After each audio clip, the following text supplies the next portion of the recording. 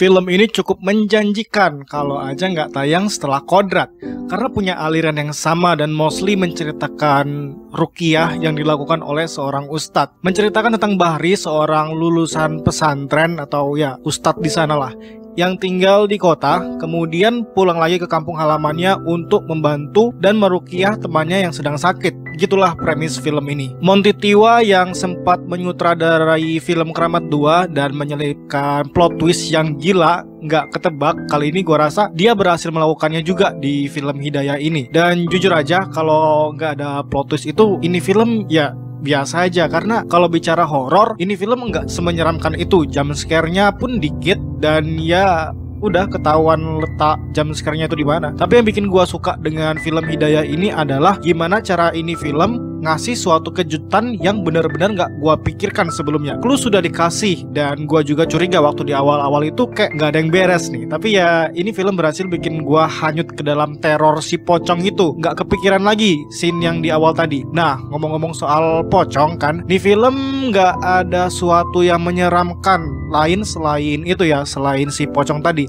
Cuma hantu itu doang yang seliweran di mata kalian. Kalau yang udah pernah nonton Pocong Mumun 2022 silam, gue rasa kalian bakalan familiar deh.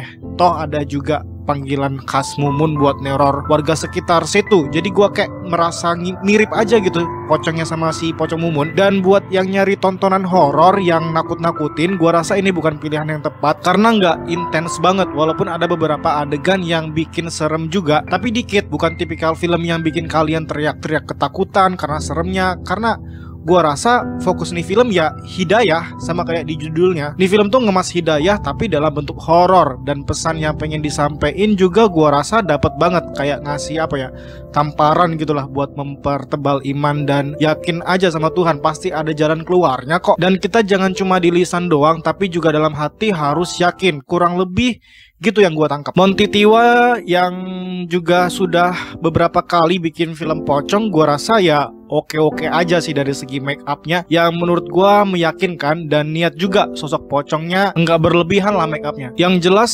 creepy sosok pocongnya adalah, cuma ya ini film bukan yang beneran horor hantu gitulah. Tapi yang gua sayangi itu kan si sosok pocong ini sudah creepy kan. Ini film juga dari awal udah ngasih ketegangan, tapi kayak berasa nanggung. Gua udah mulai tegang kan, diturunin lagi temponya jadi pelan, malah berasa ya kurang klimaks aja, jadi berasa ya udah gitu. Scene yang jadi favorit gua waktu mati lampu sih, itu tegangnya dapet, cuma ya itu tadi nanggung. Mungkin ini juga karena film Hidayah dibikin mencekam secara pelan-pelan ya, dan gua suka gimana nih film nggak ngasih background musik yang terlalu gede, jadi tegangnya itu beneran didapet dari hembusan napas, bener-bener hening. Itu cara nih film build up horornya, kayak gua tuh dibikin was-was bakalan ada apa nih selanjutnya. Kalau untuk cerita sebenarnya klise ya, banyak dijumpai di TV-TV gitu, kayak kalian pasti tahu sinetron Azab. Nah ya kurang lebih gitulah. Cuma kalian harus nonton sampai habis banget nih film, karena emang beda secara kualitas gitu. Apalagi dengan twistnya itu tadi, gua suka banget. Good job